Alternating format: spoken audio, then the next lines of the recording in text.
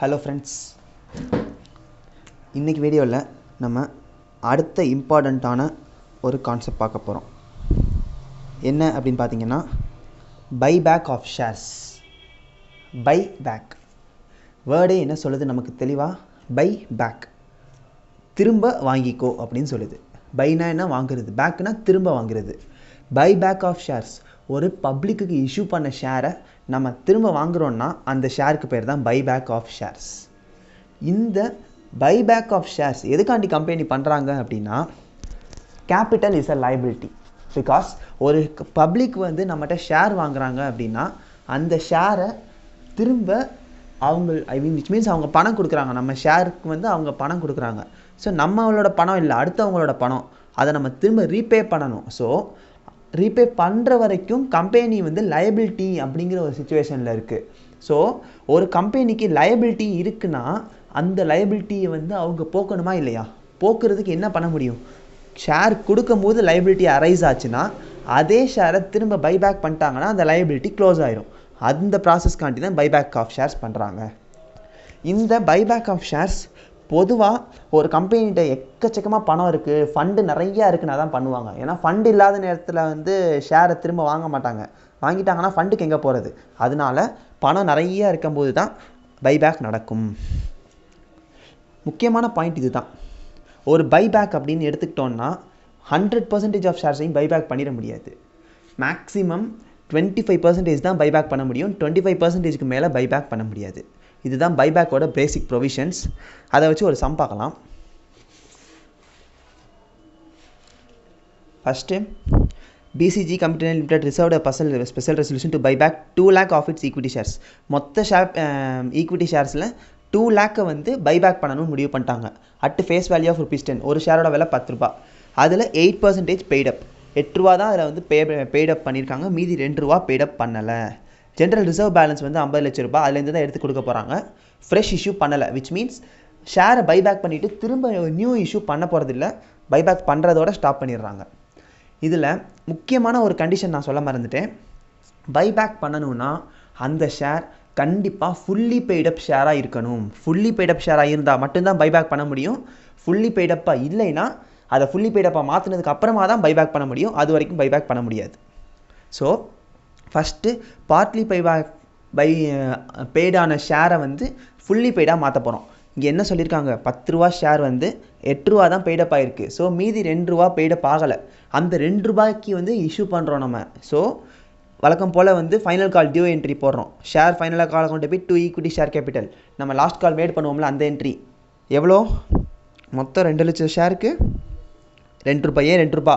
₹10 ₹8 ஏற்கனவே பெய்டப் ஆயிடுச்சு. மீதி ₹2 மட்டும் பெய்டப் ஆகலை. அந்த ₹2 இப்போ வாங்கிட்டோம். இது டியூ பண்ணியாச்சு. இப்போ நமக்கு பணம் உள்ளே வருது. So bank account debit. ஏன் டெபிட் பண்ணுறோம்? பணம் நமக்கு உள்ளே வருது.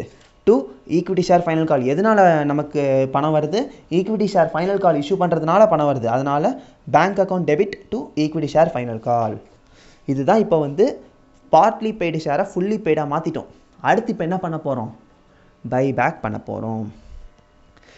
பைபேக் பண்ணுறதுக்கு என்ட்ரி என்ன அப்படின்னு பார்த்தீங்கன்னா, நம்ம புதுசாக பார்க்க வேணாம். நம்மளோட பேசிக் ஜேர்னல் என்ட்ரி லாஜிக்கையே நம்ம திரும்ப வச்சுப்போம். நமக்கு உள்ளே என்ன வருது? ஷேர் கேபிட்டல் உள்ளே வருது. ஏன்னா பப்ளிக்கிட்ட கொடுத்த ஷேர் கேபிட்டலை நம்ம திரும்ப வாங்குகிறோம். ஸோ ஈக்விட்டி ஷேர் கேபிட்டல் உள்ளே வருது. Equity share capital account debit உள்ளே வருது. டு யார்கிட்டேருந்து வருது? ஈக்விட்டி ஷேர் ஹோல்டர்ட்டேருந்து தானே ஈக்விட்டி ஷேர் கேபிட்டல் வாங்க முடியும். ஸோ ஈக்விட்டி ஷேர் ஹோல்டர்ட்டேருந்து வருது. மொத்தம் எவ்வளோன்னு பார்த்தீங்கன்னா 2 லட்சம் ஷேர்ஸுக்கு ஒரு ஷேர் ₹10 வாங்கியாச்சு. சும்மா கொடுப்பாங்களா? நான் ஷேர் வச்சுருக்கேன், என் ஷேரை போய் நீங்கள் திரும்ப வாங்கினா என்ன அர்த்தம்? பணம் கொடுன்னு கேட்பாங்க. ஸோ நமக்கு பணம் வெளியே போகுது.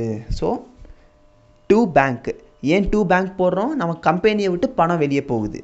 யாருக்கு போகுது? ஈக்விட்டி ஷேர் ஹோல்டருக்கு. இது ஒரே என்ட்ரியாக போடலாம், ஆனால் நமக்கு பிரித்து தான் காமிக்கணும். ஏன்னா ஈக்விட்டி ஷேர் ஹோல்டர்ட்டேருந்து வாங்குறோங்கிறத நம்ம கிளியராக காமிக்கணும். அதனால் ஃபஸ்ட்டு ஈக்விட்டி ஷேர் கேபிட்டல்லேருந்து ஈக்விட்டி ஷேரை உள்ளே வாங்கிடுறோம். அதுக்கான என்ட்ரி. வாங்கின ஷேருக்கான பணத்தை கொடுக்குறோம். இது அதுக்கான என்ட்ரி. எவ்வளோ?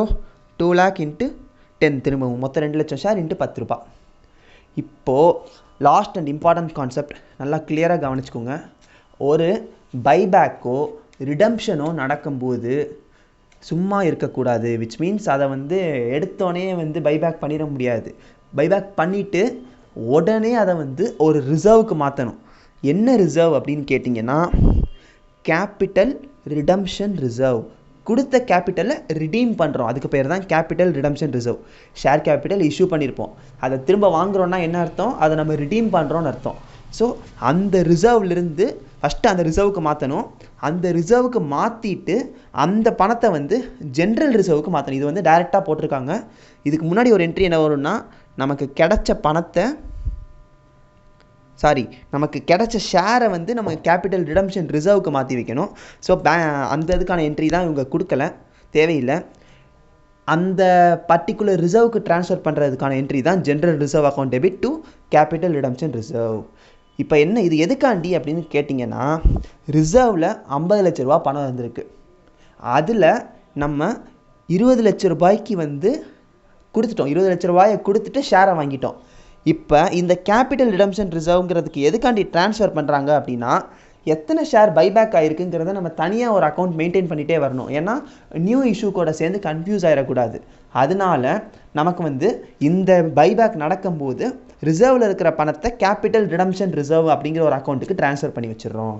முன்னாடி நம்ம வந்து போனஸ் இஷ்யூஸ் பார்க்கும்போது கேபிட்டல் ரிசர்வ் அப்படின்னு சொல்லி ஒரு ரிசர்வ் பார்த்தோம், அதுதான் இந்த ரிசர்வ். இதுக்கு ட்ரான்ஸ்ஃபர் பண்ணி வச்சிடணும். இதுதான் வந்து ப்ரொசீஜர். ஏதாச்சும் டவுட்ஸ்னால் கமெண்ட்ஸில் கேளுங்க. தேங்க்யூ.